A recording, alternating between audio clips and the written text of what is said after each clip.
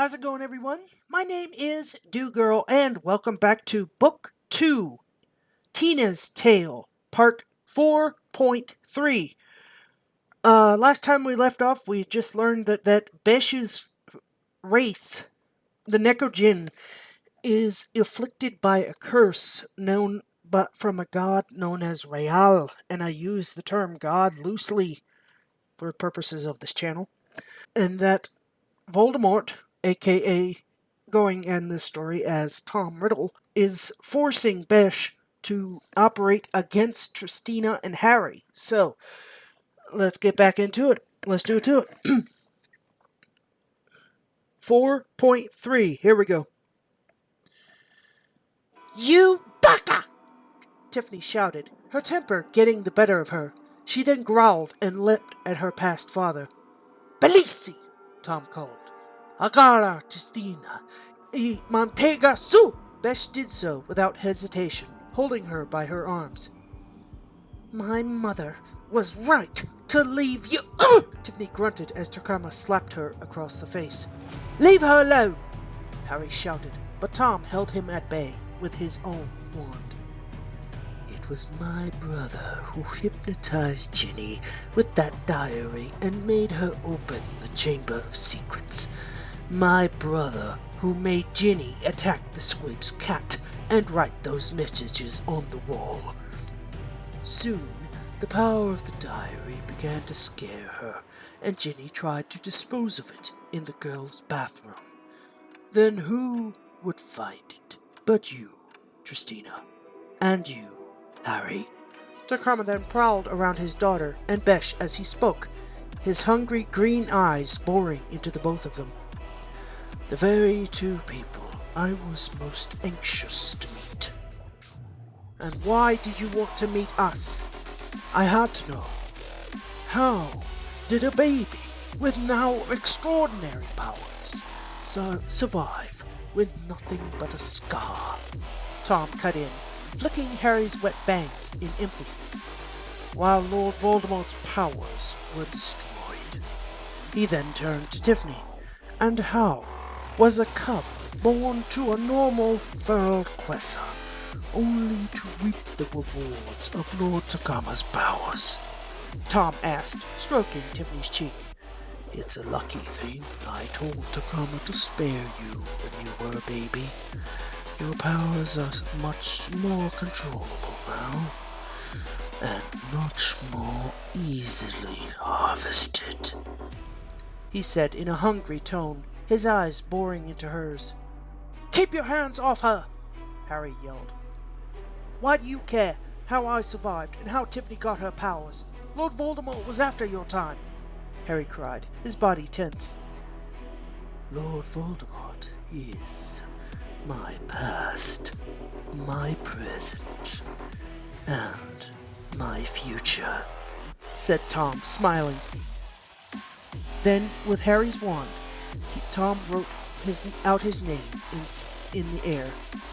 Tom Marvolo Riddle.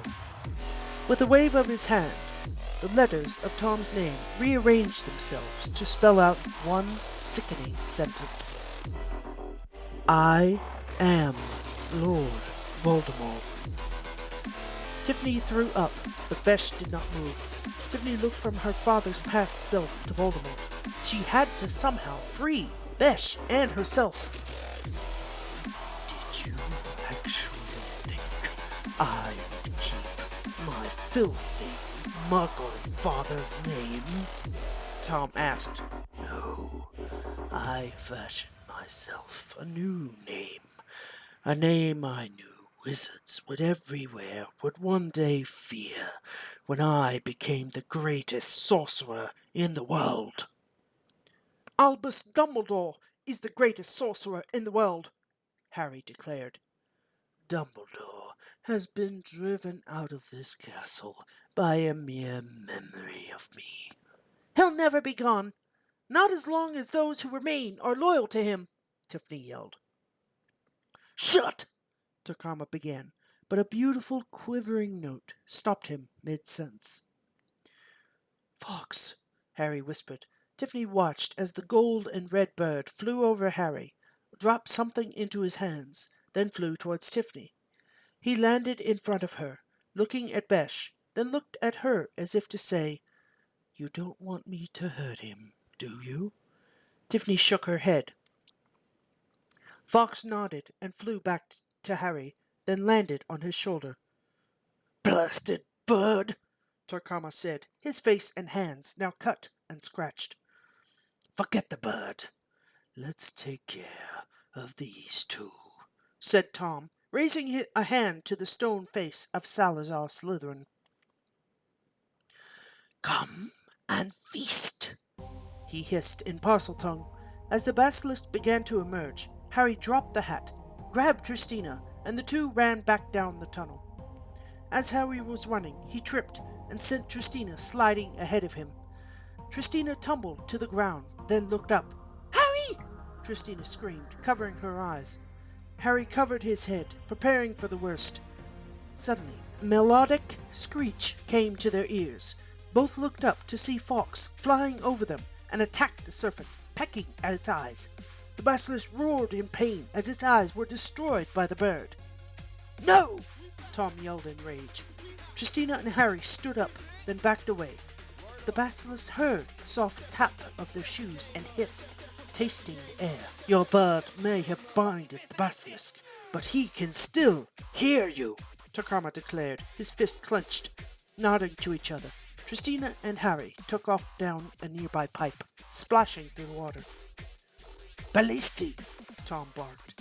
"Pista Tristina, abhabo in Australia." Besh then took off down the tunnel after his prey. Meanwhile, the basilisk had cornered Harry and Tiffany.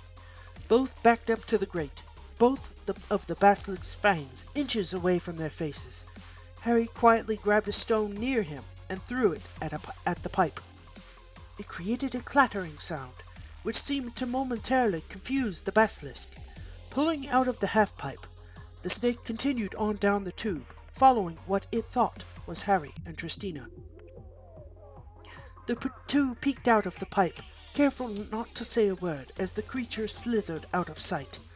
Once the tail was around the corner, Tristina and Harry rushed to Ginny. "Yes, Potter," said Voldemort wickedly. "The process is nearly complete. Soon, young Ginny Weasley will be dead, and I will return, very much alive." Tristina growled at her uncle, while Tarkama chuckled, smiling at his brother. Suddenly, the basilisk burst from the water, roaring with rage at being tricked. Looking down, Tristina spotted two things forming in the hut: a broad jeweled sword and a sturdy oak staff. Grabbing the staff for herself, she tossed the sword to Harry. "Harry, catch!" she called. Harry caught the sword, and then saw that Besh had made his way out of the maze of pipes. "I'll hold off, Besh. You deal with the basilisk," Tiffany called, turning to face her controlled friend. "Bellissimi," Tom called.